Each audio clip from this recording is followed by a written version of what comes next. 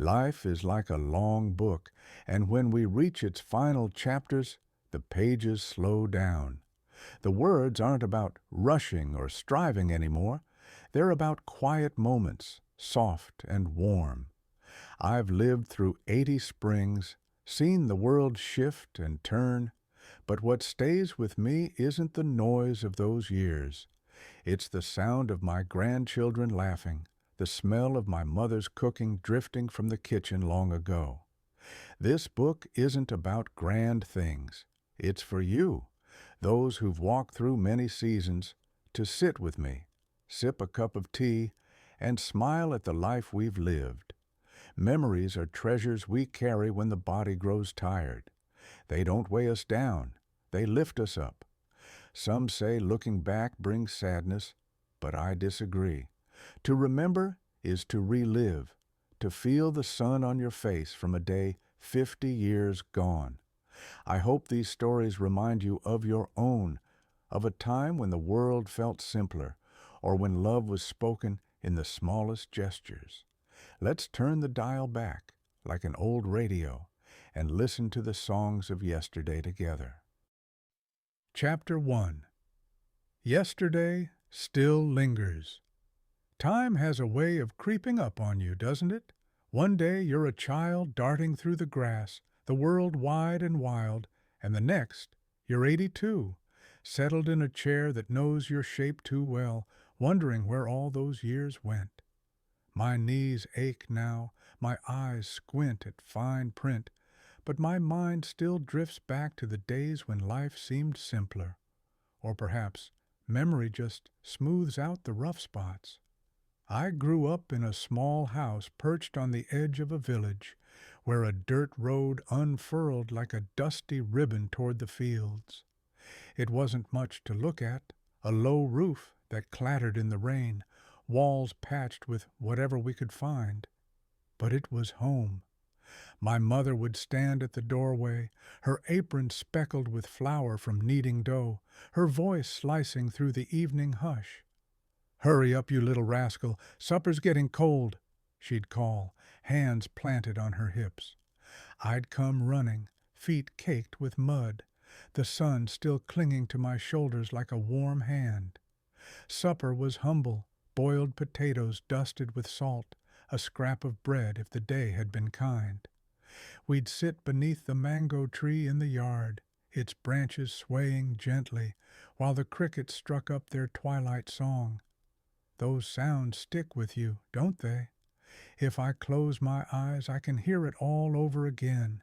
The wind teasing the leaves, the faint bellow of the neighbor's cow trudging home, the soft tap of my mother's spoon against the cooking pot. Memory isn't just a picture in your head. It's a feeling, the sting of smoke from the fire, the cool dirt under your toes. She'd hum as she stirred, some old tune from her girlhood days. I never asked its name, and now that's a small regret that lingers like a shadow when the house grows still. We didn't have much back then, no radio crackling with voices, no toys fresh from a shop. But we had the outdoors, and that was a playground all its own. I'd spend hours crouched in the yard, piecing together kites from scraps of newspaper and twigs, tying them with string I'd coaxed from the tailor down the lane. One day, I must have been 9, I sent a kite soaring so high it danced above the treetops. I ran after it, shouting with delight, my bare feet pounding the earth until it snagged on the gnarled branches of an oak tree. It hung there, flapping helplessly, and I stood beneath it, chest heaving, tears pricking my eyes. I raced home to my father, words spilling out between sobs. He didn't sigh or snap at me. He just set his pipe on the table, picked up a long stick, and walked me back to the tree. "Let's see what we can do," he said, his voice steady as a rock. He prodded the branches until the kite broke free, tumbling down into my waiting arms, a little ragged but still mine. "There you go," he said, ruffling my hair with a rough hand. "Next time, Keep an eye on the wind." I nodded, clutching that kite like it was a treasure.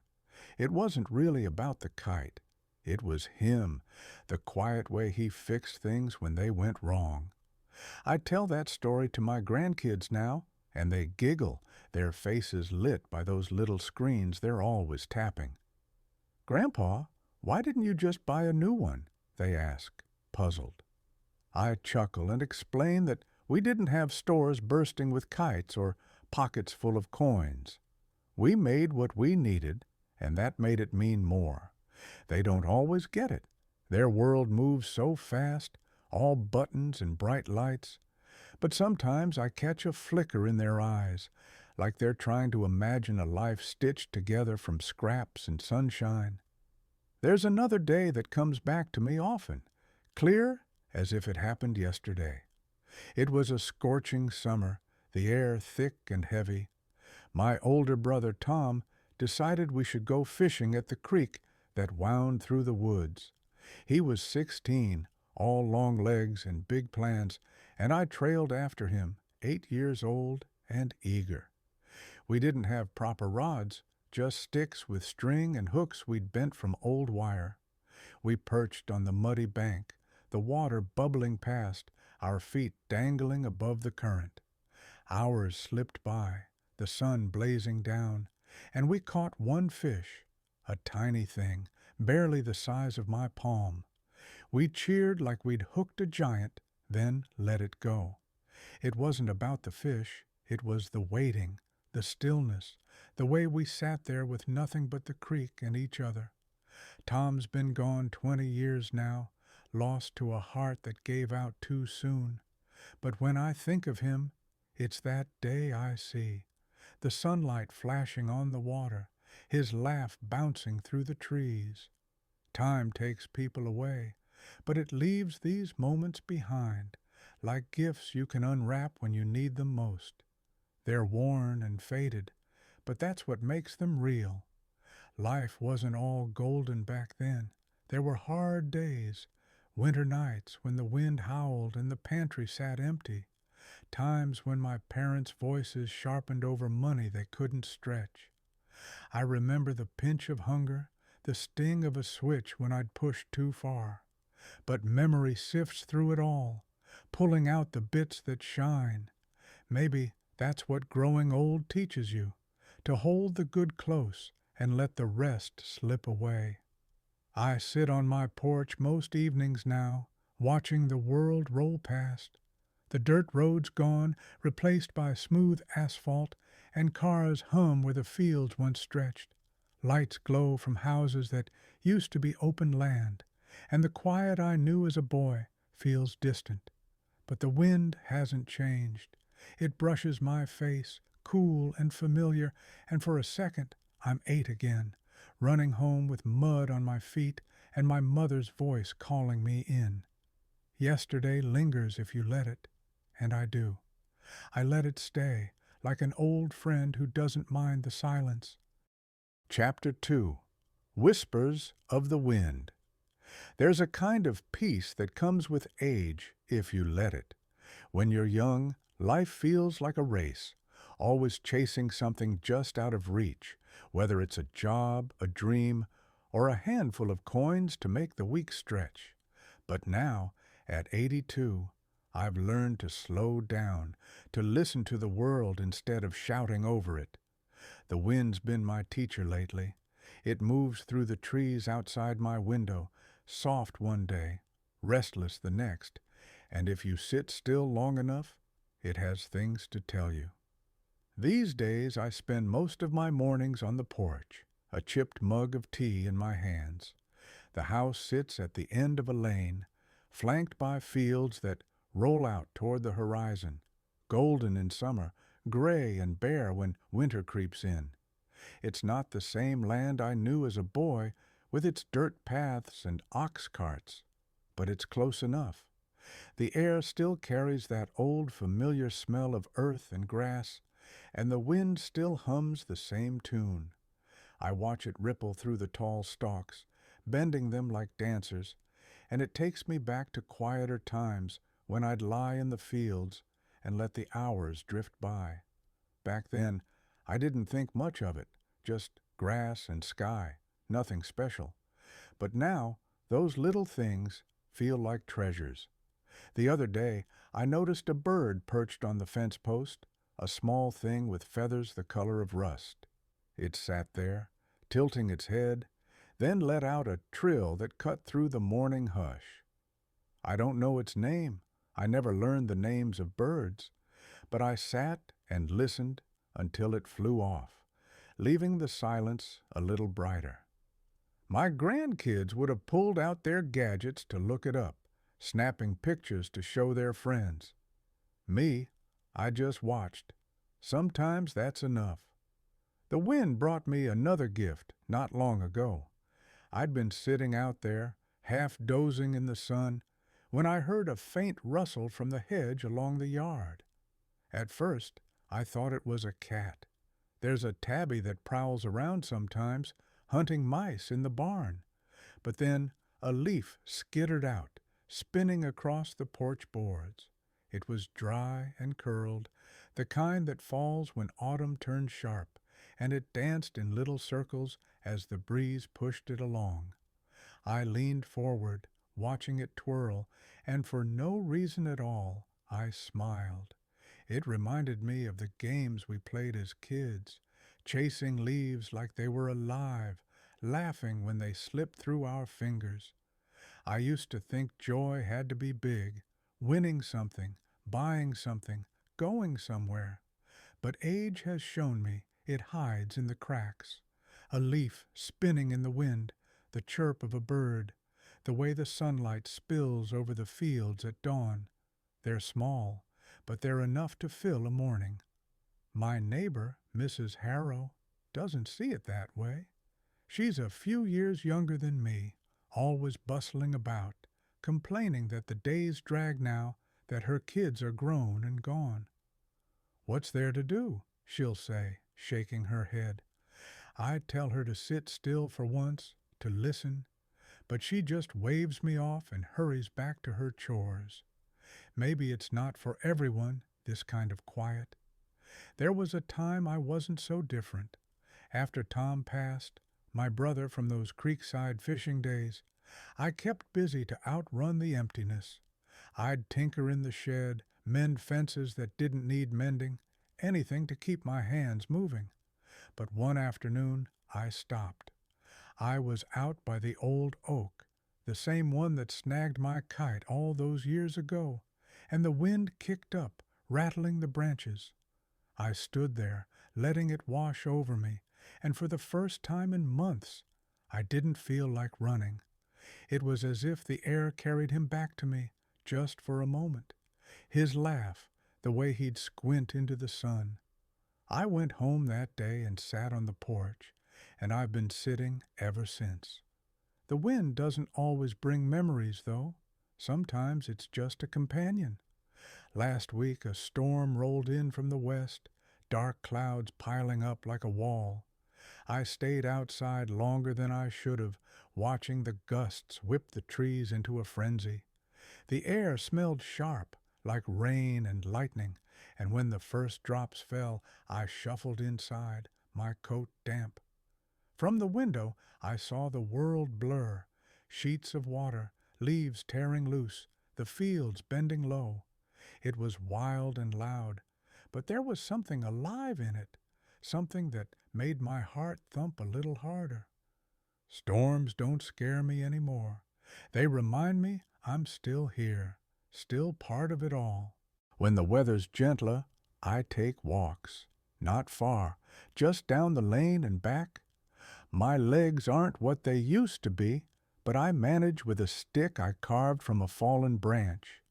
The wind tags along, tugging at my hat, rustling the grass by the roadside. Once I found a feather caught in the weeds, long and white, maybe from a hawk or an owl. I picked it up, twirled it between my fingers, and stuck it in my pocket. My granddaughter Ellie saw it later and asked what it was for. "Nothing," I said. "Just something the wind left me." She grinned and said I should keep it, like a lucky charm. Maybe I will. Ellie comes by sometimes, bringing her chatter and her energy. She's 12, all knees and elbows, and she likes to sit with me while I tell her about the old days. Last time she asked if I ever get bored, just sitting here. I told her about the bird, the leaf, the storm, how the wind keeps me company. She scrunched her nose, thinking, then said, "I guess it's like the world's talking to you." I nodded. She's sharp, that one. Sharper than I was at her age. There's a bench at the end of the lane, weathered and gray, where I rest on my walks. Yesterday I sat there longer than usual, the wind cool against my face. It carried the faint clang of a bell from the church a mile off, a sound I hadn't noticed in years. I closed my eyes, letting it ring through me, and I thought about how much has changed, how the village has grown, how the people I loved have faded into the past. But the wind stays. It's the same breeze that tugged at my kite, that cooled my skin after a day in the fields. It's a thread tying me to yesterday, to tomorrow, to right now. I don't ask for much these days. The kids think I should move to town, get a place with heat that doesn't sputter and walls that don't creak. But I like it here, where I can hear the wind and see the fields stretch out. Mrs. Harrow might call it lonely, but it's not. Not when the world whispers to you every day. A bird's song, a dancing leaf, a feather in the grass. They're small, yes, but they're mine. And when you've lived as long as I have, you learn that small can be plenty. Chapter 3. Peace by the hearth family is a funny thing. When you're young, it's just there, like the air you breathe or the ground you walk on. You don't think about it much until it shifts, until someone's gone or the house grows quiet. At 82, I've seen my share of comings and goings, but the hearth, whether it's a real fire or just the glow of the people around it, still holds a kind of magic. It's where the best of life settles, if you're lucky. These days the house feels bigger than it used to. It's just me now, rattling around in rooms that once echoed with voices. My wife, Clara, passed 7 years ago, and the kids, 3 of them, have their own lives scattered across towns and cities I've never seen. But they come back sometimes, bringing their little ones, and when they do, this old place lights up again. The hearth isn't what it was. No crackling logs or iron kettle anymore. But the warmth is the same. It's in their laughter, their footsteps, the way they fill the space I've learned to live with alone. Last winter, they all came for the holidays. The snow was thick that year, blanketing the fields in white, and the wind howled outside like it wanted in. I'd set up extra chairs around the table, dragged blankets from the attic, and lit a lamp in the sitting room to chase off the chill. My oldest, James, arrived first, his boots crunching the path, his wife and 2 boys trailing behind. Then came Lily, my daughter, with her husband and little Ellie, the one who likes my stories. Last was Peter, the quiet one, who drove up alone but brought a pie he'd baked himself. The house hadn't been that full in years, and I sat there, watching them, feeling like the luckiest man alive. We didn't do anything grand, no fancy gifts or big plans. They piled into the kitchen, arguing over who'd peel the potatoes, while the kids ran circles around the furniture, shrieking like wild things. James tried to carve the roast and nearly took his thumb off, and Lily laughed so hard she spilled the gravy. I stayed out of the fray, perched in my chair by the window, but they kept pulling me in, handing me a plate, asking if the bread was done right. Ellie climbed into my lap at one point, her hand sticky from some candy she'd snuck, and asked if I'd tell her about the old days. "When you were little like me," she said, her eyes wide. I told her about the kite, the one my father freed from the oak tree, and she listened like it was a fairy tale. That night, after the plates were cleared and the kids were sprawled on the rug, we sat together in the sitting room. The lamp cast a soft glow, and the wind rattled the panes, but inside it was warm, warm in a way that went beyond the walls. James stoked the little stove we use now, more for show than heat, and the flicker of it danced across their faces. Peter started humming some tune I didn't know, and Lily joined in, her voice soft but sure. The grandkids giggled, whispering secrets, and I just watched, letting it all wash over me. It wasn't perfect. Someone knocked over a glass, and the boys argued over a toy, but it was ours. I thought about Clara then. She'd have loved it. The mess, the noise, the way the house came alive. She was the heart of it all when we were younger, always bustling, always pulling us together. I remember her in the kitchen, years ago, stirring a pot of stew while the kids tugged at her skirt. "Sit down, you old bear," she'd tell me, shooing me to a chair. "You're no help hovering." I'd grumble but do it, and she'd smile, that smile that made everything right. She's gone now, but I feel her in these moments, like she's still here, keeping the fire going. Family wasn't always easy, mind you. There were years when the kids were small and money was tight, when Clara and I snapped at each other over bills or broken promises. James ran off once, 16 and full of fire, and didn't come back for 2 days. Lily cried for a week when her cat went missing, and Peter, well, he'd just shut himself in his room, quiet as a ghost. But we got through it, patched the cracks, and built something steady. Now seeing them grown, with their own lives and their own kids, it's like watching a tree you planted spread its branches. You don't own it anymore, but it's still yours.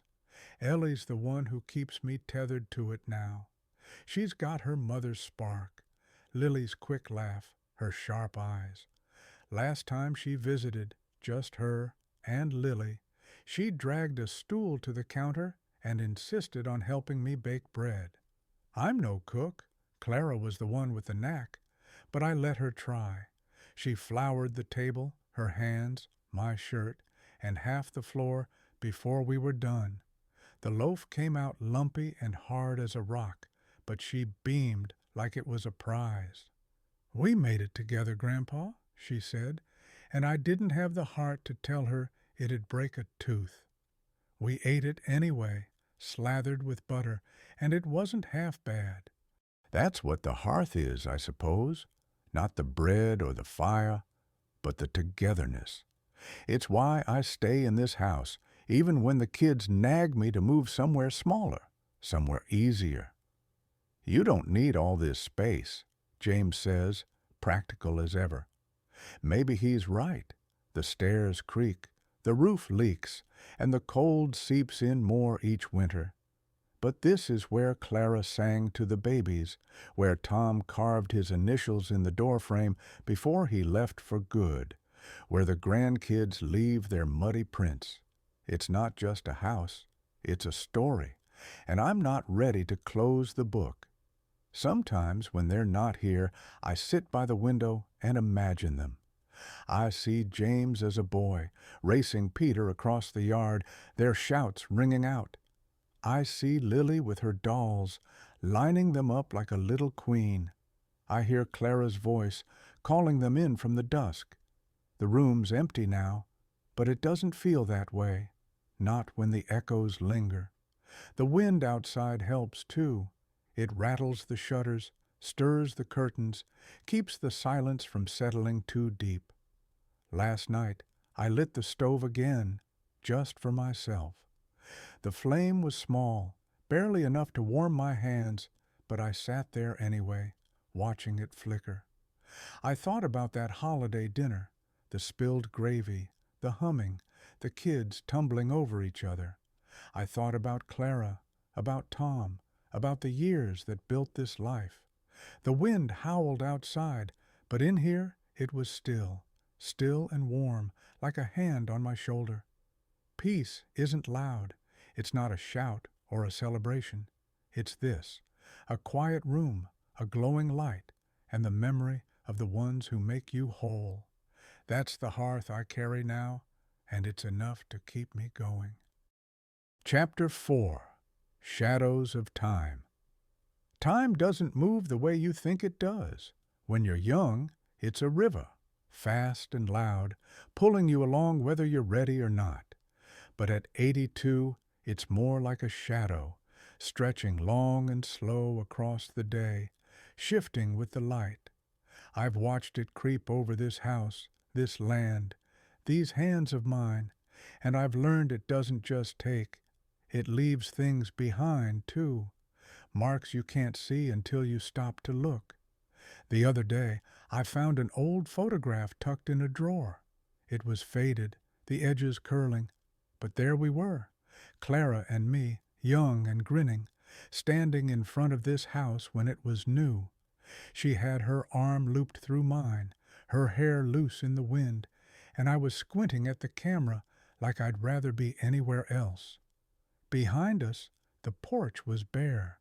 No rocking chair, no flower pots, just raw wood and promise. I don't remember who took the picture, maybe Tom or a neighbor, but I remember that day. We'd just moved in, full of plans, kids, a garden, a life we could build. Now, holding that photo, I see the shadows time has cast, the lines on my face, the empty space where Clara used to stand. This house has changed with us. The walls are weathered now, stained by rain and years, and the roof sags a little on one side.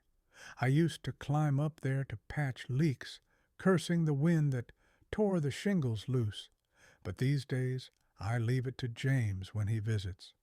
The oak tree out front, the one that snagged my kite as a boy, is still standing, though its branches are gnarled and thin.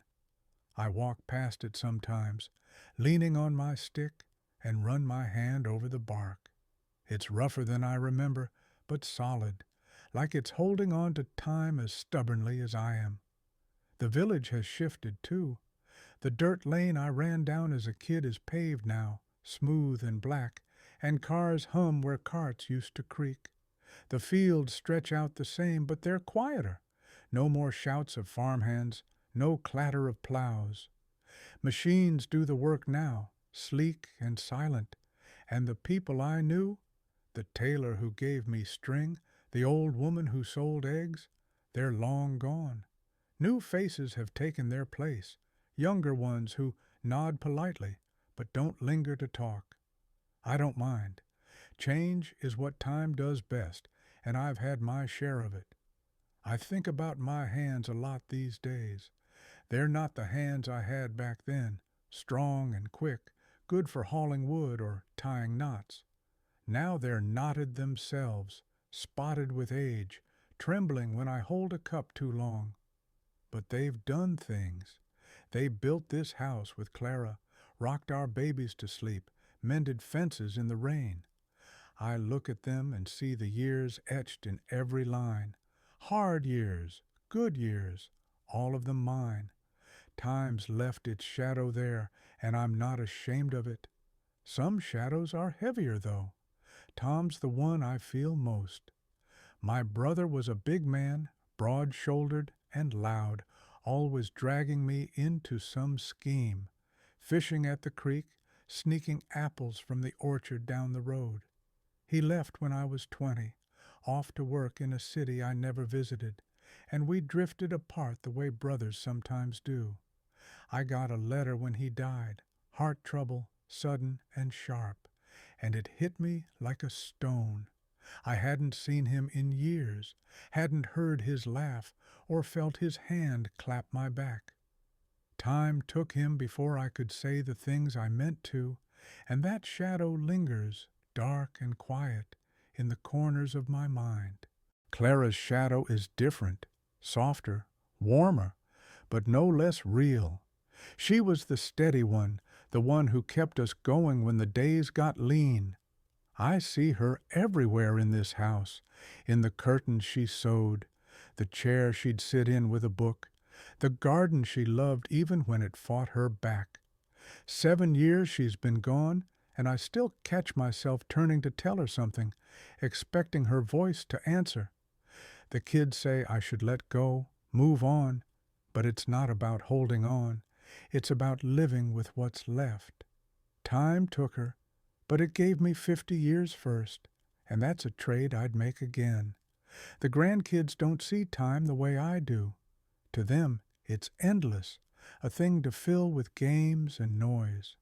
Ellie came by last week, bouncing through the door with a drawing she'd made, a stick figure me, tall and smiling, under a tree. "That's you, Grandpa," she said, pointing, "when you were young."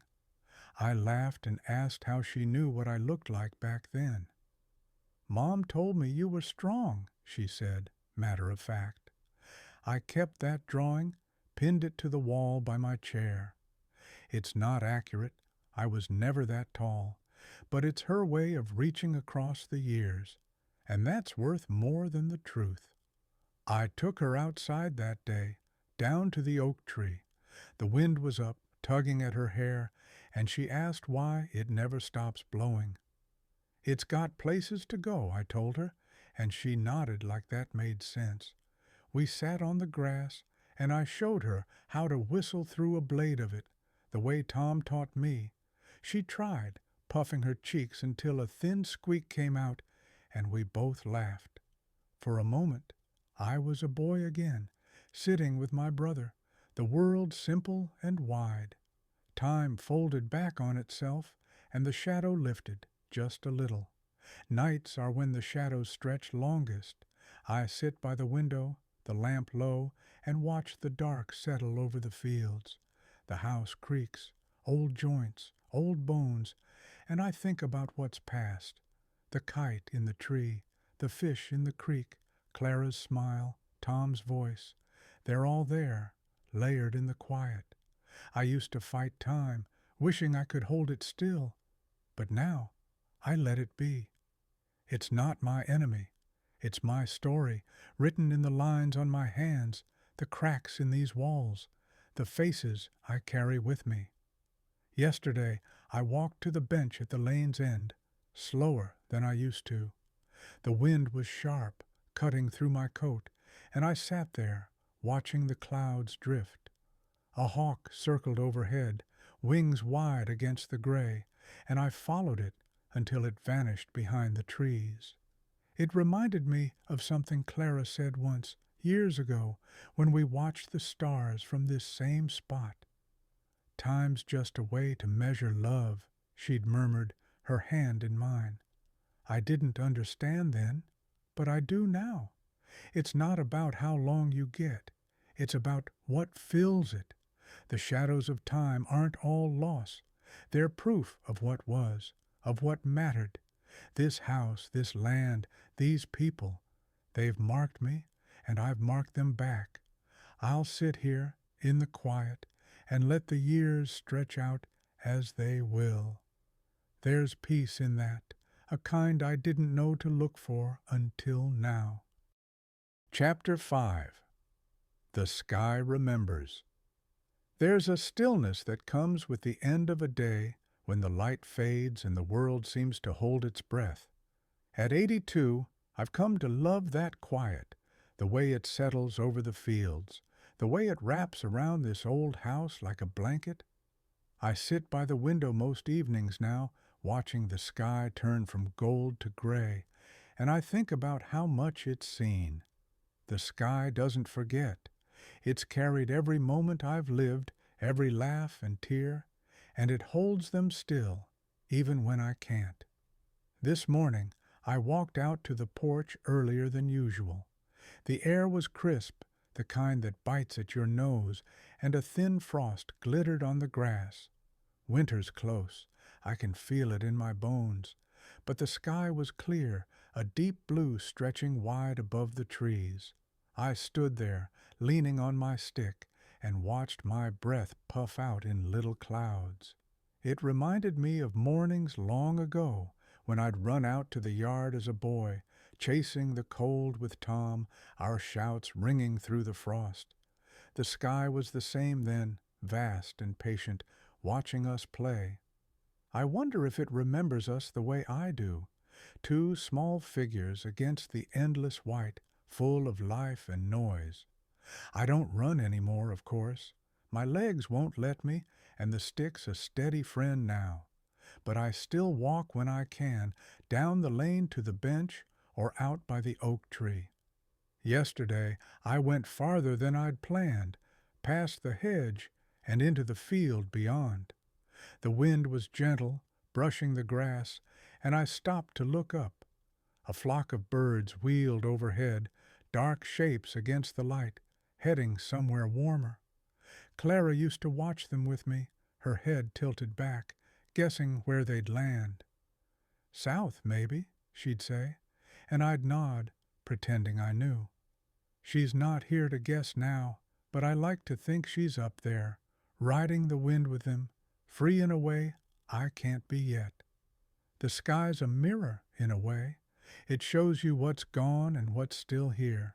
When I look at it, I see the kite I flew as a kid, tugging against the string until it caught in the oak. I see the storms that rattled this house, the sunsets Clara and I shared on the porch, the stars we named for our children when they were small. It's all there, layered in the blue, and it doesn't fade, not really. Time takes the people, the moments, but the sky keeps them safe. I find comfort in that, knowing they're not lost, just held somewhere I can't touch. Ellie asked me about it once, a few months back. She'd come with Lily for the day, her chatter filling the house like a song. We sat outside, wrapped in coats, and she pointed at the clouds drifting by. "Do they go away forever?" she asked, her voice small. I thought about it, then shook my head. "No," I said. "They change, move on, but they're still part of the sky." She frowned, chewing on that, then smiled. "Like people?" she said. I nodded, surprised at how quick she was. "Like people," I agreed. "She's young, but she sees more than I did at her age. Maybe that's what kids do. Find the truth before you teach it to them. I've been thinking about endings lately. Not in a grim way, just a practical one. The kids keep hinting I should move, sell this place, trade it for something smaller in town. It's too much for you, Lily says, her brow creased with worry. James nods, practical as ever, talking about repairs and costs. Peter just listens, but I know he agrees. They're not wrong. The roof leaks, the stairs groan, and the cold seeps through the walls more each year. But this house isn't just wood and nails. It's where Clara danced with the babies, where Tom scratched his name in the doorframe, where the grandkids leave their echoes. I can't pack that up and take it with me. Still, I know my time here won't last forever. The body gives out, even if the heart holds on. I've made my peace with that. The other night, I sat by the stove, the flame low, and thought about what comes next. I don't have answers, never was one for churches or big questions, but I like to think it's something like the sky, open, endless, holding everything I've been. Clara's there, maybe, and Tom waiting with that grin of his. It's not a fear, just a wondering, and that's enough for now. The grandkids keep me grounded, though. Ellie's the spark, but the boys, James's too, bring their own light. They were here last week, tumbling through the door with muddy boots and wild stories. The older one, Sam, found an old box in the attic, some junk I'd forgotten, tools and trinkets from years past. "What's this, Grandpa?" he asked, holding up a rusted wrench. I told him it was mine from when I fixed carts with my father, back when the lane was still dirt. He turned it over in his hands like it was a relic, and I saw a piece of me pass to him, small but real. Time's shadow again, stretching forward this time. I took them out to the field that day, the three of us, Sam, his little brother Max, and me. The wind was up tugging at their coats, and I showed them how to make a whistle from a blade of grass. Max got it first, a sharp squeak that made us laugh, and Sam kept trying until he did too. We sat there, the grass rustling around us, and I told them about the creek, the fish Tom and I caught, the way the world used to be. They listened, wide-eyed, and for a moment, I wasn't just an old man with a stick. I was part of their story, too. Last night, I stayed out late, watching the stars come out. The air was cold, my breath fogging, but I didn't mind. The sky was clear, a deep black pricked with light, and I picked out the shapes Clara and I used to trace. Her star, mine, the ones for the kids. They're still there, steady as ever, and I felt a kind of calm settle in. The wind whispered through the trees, soft and low, and I thought about all it's carried. My kite, my brother's laugh, Clara's voice, the grandkids' shouts. It's all up there in the sky's memory, and it'll stay long after I'm gone. I don't need much now. This house, this view, these moments, they're enough. The kids might win one day, might convince me to move, but until then, I'll sit here, under this sky, and let it hold me. It's seen me through 82 years, through joy and loss, through storms and stillness, and it's never let me down. The shadows of time are long, but the sky is longer, and it remembers everything I've loved. That's all I ask for, really, a place in its vast, quiet heart. Chapter 6. A Quiet Dawn. Every story has its last page, doesn't it? You don't always know when you're turning it, but one day you look up and there it is, the end, quiet and sure. At 82, I've started to feel that edge creeping closer, not with fear, but with a kind of calm I didn't expect. The sky's still out there, stretching over the fields, and I'm still here, watching it from this old porch. That's enough for now, a dawn to greet, a day to live, a memory to hold. This morning broke soft and slow. I woke before the light, the house creaking around me, and shuffled to the window. The fields were shrouded in mist, gray and still, like the world was dreaming. I pulled on my coat, threadbare now but warm enough, and stepped outside. The air was cool, damp with the promise of frost, and the grass crunched under my boots. I didn't go far, just to the edge of the porch, but it was enough to see the first glow of sunrise spill over the horizon. Pink and gold bled into the gray, and I stood there, my stick planted in the ground, letting it wash over me. I've seen a lot of dawns in my time, some rushed, some lazy, some swallowed by rain. As a boy, I'd barely noticed them, too busy running, chasing kites, or dodging my mother's calls. Later, with Clara, they were ours, quiet moments before the kids woke, when we'd sit with coffee and watch the world stir. Now, they're mine alone, but they don't feel lonely. The sky's there, same as always, and it carries everything I've been. Tom's laugh from the creek, Clara's hand in mine, the grandkids' voices, they're all in that light, woven into the morning. I don't fight time anymore. Used to be, I'd rail against it. When Tom left, when Clara slipped away, when my hands started to shake, I'd think, not yet, not now, as if I could bargain with the years. But they don't listen, and I've learned they don't have to. Time's not a thief, it's a keeper. It takes, sure, but it gives back in its own way. Memories that sharpen with age, shadows that soften into something you can live with. I see that now, standing here with the dawn breaking over the fields. The kids came by yesterday, all of them, James, Lily, Peter, and the little ones. It wasn't a holiday, just a Sunday they decided to fill. The house hummed again like it did in the old days, with footsteps and chatter and the clatter of plates. Ellie brought a book she'd made, scribbled pages stapled together, a story about a bird that flew too high and got lost. "It's you, Grandpa," she said, pointing to a stick figure with a hat.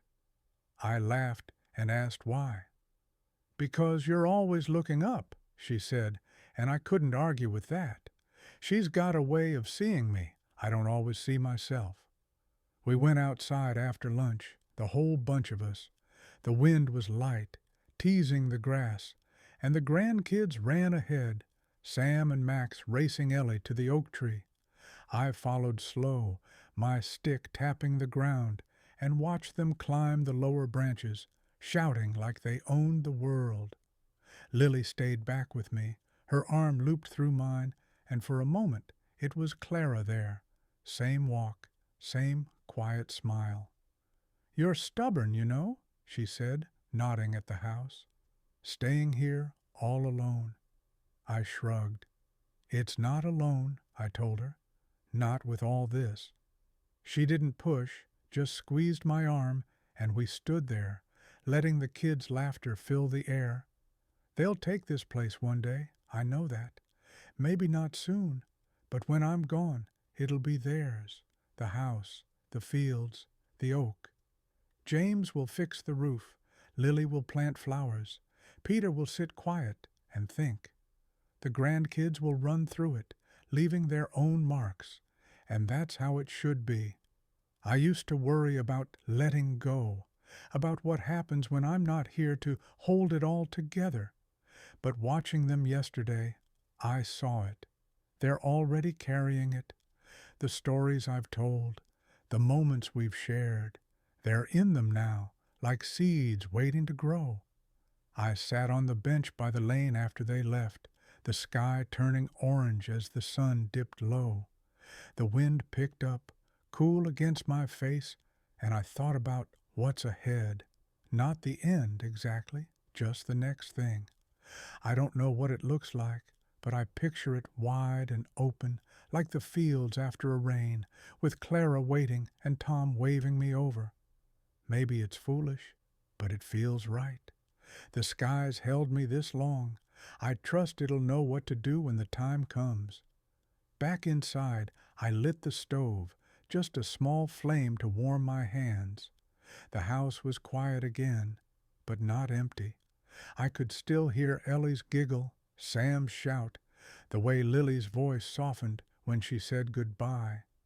I pulled out her book, the one about the bird, and set it on the table next to the photograph of Clara and me. 2 pieces of time, side by side, and they fit. That's what I'll leave them, not the house or the land, but this, a life lived, a sky full of memories, a story they can tell when I'm gone.